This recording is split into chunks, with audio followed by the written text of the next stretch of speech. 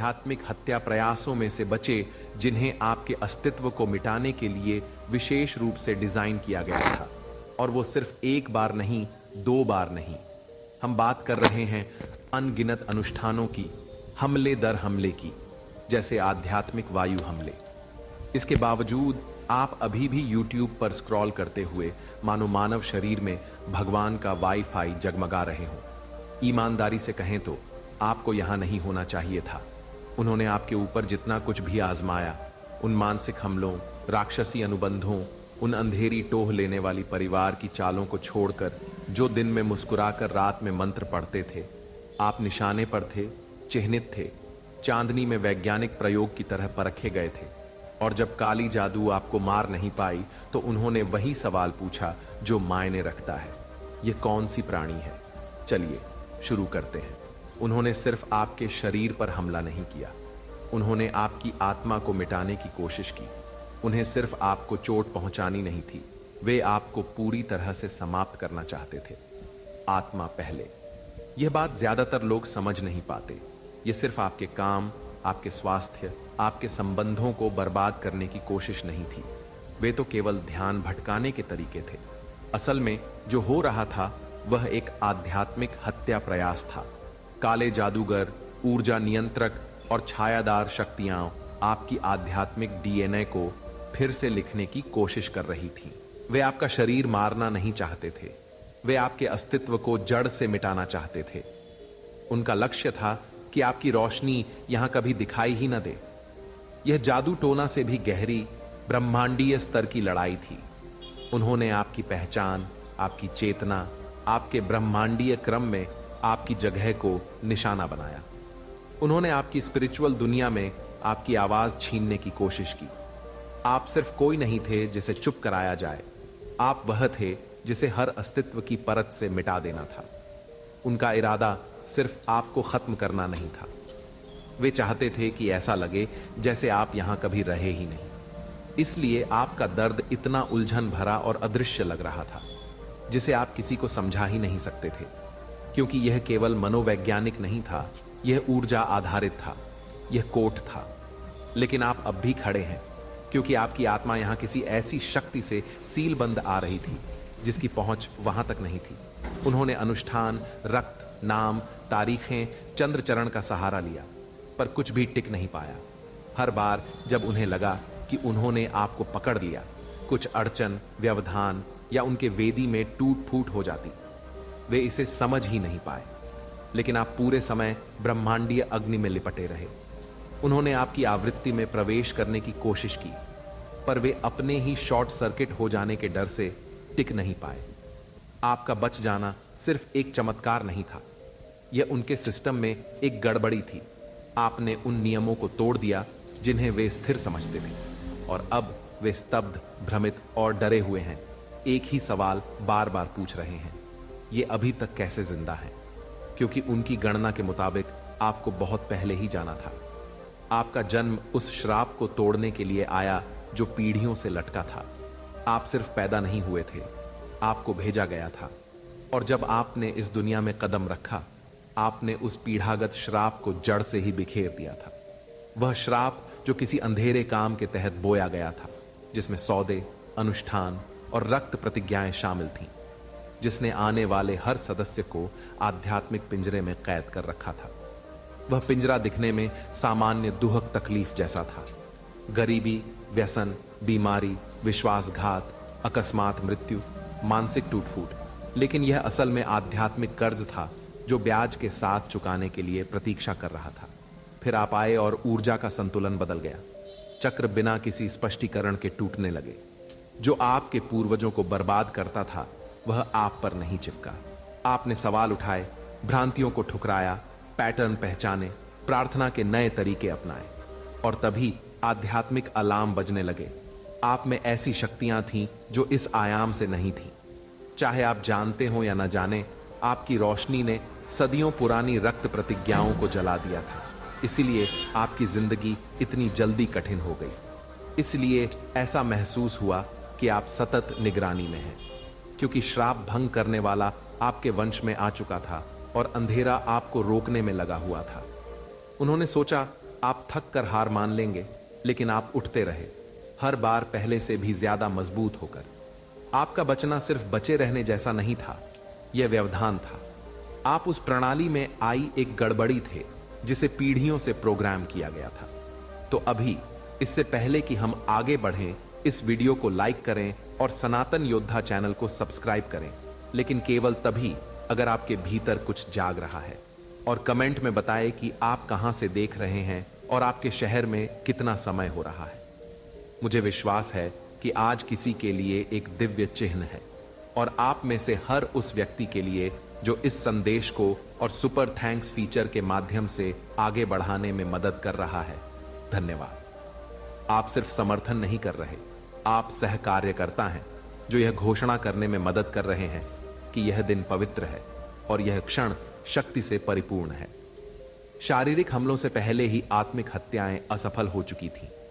इससे बहुत पहले कि वे आपकी भौतिक दुनिया में जिंदगी तबाह करते, वे आपके सपनों, आपकी ऊर्जा में हमला कर चुके थे। ज्यादातर लोगों को पता ही नहीं होता कि हत्या के प्रयास हमेशा चाकू या जहर से शुरू नहीं होते। सनातनी चुने हुए योद्धाओं के लिए पहला युद्ध अदृश्य और बेरहम होता है। आपके सपने युद्ध क्षेत्र बन गए थे। आप जागते तो बिना विश्राम महसूस करते, पर कोई समझ नहीं पाता। थकान, समय की कमी, मन पर धुंध, ये मूड स्विंग नहीं थे, ये आध्यात्मिक लड़ाई थी।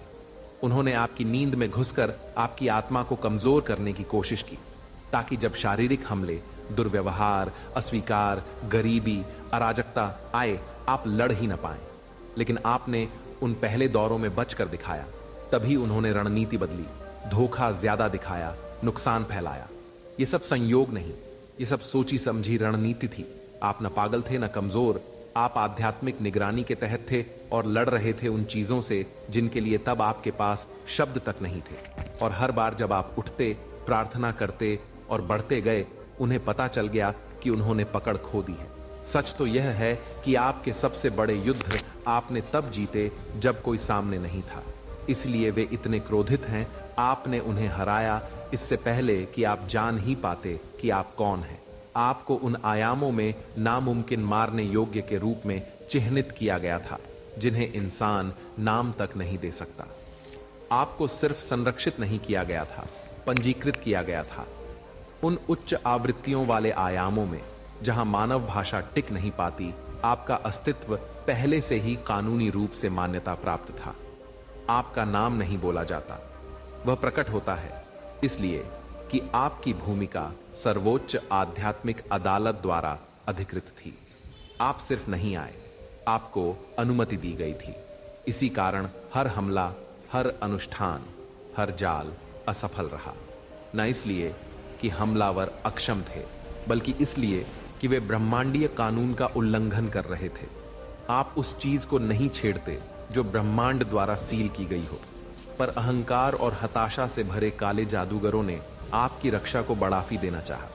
उन्होंने समय रेखा में छेड़छाड़ की, निषिद्ध नाम जपे, नकली ऊर्जा दस्तावेज से आपकी नियति छीनने की कोशिश की। और हर बार जब उन्होंने ऐसा किया, उनकी दुनिया ही टूट गई। कुछ पागल हुए, कुछ अचानक बीमार पड़े, कुछ ने अपनी शक्ति खो दी, क्योंकि आपने उनकी ही योजना पर हमला कर दिया। उन्होंने यह नहीं समझा कि आपका दर्द एक जीवित फायरवॉल था। वे सोचते थे कि आपको तोड़ने से आप और कमजोर हो जाएंगे, पर हुआ इसका उल्टा। आपका हर दर्द सुरक्षात्मक अग्नि बन गया, हर विश्वासघात एक नई परत, हर परित्याग एक उन्नयन, हर टूटे दिल ने एन्क्रिप्शन कर लिया। आपके दर्द ने आपको सिर्फ भावनात्मक रूप से नहीं बदला, यह ऊर्जा के स्तर पर एक अविच्छेद्य कवच बना जो श्रापों को पकड़ ही नहीं सकता। राक्षसी प्रणालियां खुली जगह, कटुता, क्रोध, भय और भ्रम पर निर्भर करती हैं। पर जब आप उन भावनाओं को दमित कर उन्हें शक्ति से परिपक्व कर लेते हैं, तो वे रास्ते बंद हो जाते हैं। उन्होंने आपके मन पर हमला किया, लेकिन आपने वर्षों की मानसिक पीड़ा झेली और निशानों से शांति बनाई। उन्होंने इमोशंस के द्वार खटखटाए, लेकिन आपने मौन में शोक किया, विलाप किया और फिर खड़े रहना सीखा। उन्होंने आपको अराजकता में धकेलने की कोशिश की, लेकिन आपने वहां फले फूले। हर हमले से पहले ही आप पार हो जाते थे, इसलिए वे आपको नहीं छू सके। आप अपराजेय थे, न पूर्णता से, बल्कि दर्द के माध्यम से तैयार होने की वजह से। आपके घाव सिर्फ भर नहीं हुए, वे आपकी ढाल बन गए। आपने मरने के बिना पुनर्जन्म लिया। आपको पुनरुत्थान अनुभव करने के लिए अस्पताल के बिस्तर पर फ्लैटलाइंड होने की जरूरत नहीं थी। आपका पुनर्जन्म फूलों या नाटकीय कहानियों के साथ नहीं आया। वह दर्द के ऐसे गर्त से होकर निकला जिसने आपकी आत्मा को टुकड़ों में तोड़ दिया, और फिर भी आप संपूर्ण लौटे। यह अवसर नहीं, ब्रह्मांडीय पुनरुत्थान था। सनातनी चुने हुए योद्धा को रूपांतरण के लिए भौतिक मृत्यु की जरूरत नहीं होती।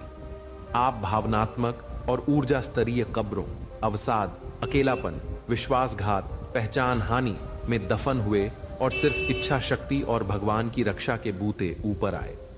ज्यादातर लोग उस आंतरिक मृत्यु से बाहर नहीं निकल पाते। वे अपने ही मन के अधोलोक में फंस जाते हैं। लेकिन आप नहीं। आप अंधेरे में उतरे, उन जगहों पर भटके जहां लोग पागल हो जाते हैं, और उम्मीद से कहीं अधिक शक्तिशाली कुछ लेकर लौटे। आपने ज्ञान अपने साथ रखा, इसलिए आपकी उपस्थिति प्राचीन सी महसूस होती है। आपकी ऊर्जा लोगों को व्याकुल करती है, भले वे समझ न पाएं क्यों।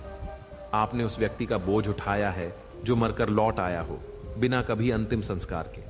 आप तभी आए जब युद्ध पहले ही शुरू हो चुका था। आप लड़ाई में देर से नहीं पहुंचे। आपकी टाइमिंग परफेक्ट थी। जब आप दिखे तब अंधेरा जमीन पर काबिज था। श्राप काम कर रहे थे। पीढ़ियां आध्यात्मिक हमलों के बोझ तले झुक रही थीं। यह लग रहा था कि दुश्मन जीत रहा है। अधिकतर लोगों को तो यह भी नहीं पता था कि कोई युद्ध हो रहा है। तब आपको भेजा गया। आप शांति में नहीं, संकट में जन्मे, चयनित रणनीति के तहत। आप सिर्फ बचने वाले नहीं, ब्रह्मांडीय मुकाबला थे। आपकी आत्मा तब तक नहीं आएगी जब तक दुश्मन को पूरा नियंत्रण लगता हो, और आप उसमें हलचल लाने आए, डिवाइन डिसरप्शन के साथ। यही कारण है कि आपकी मौजूदगी कुछ लोगों को चुभती है। आपकी ऊर्जा सामंजस्य के लिए नहीं, व्यवधान के लिए आती है। आपकी जागृति एक धमाका थी।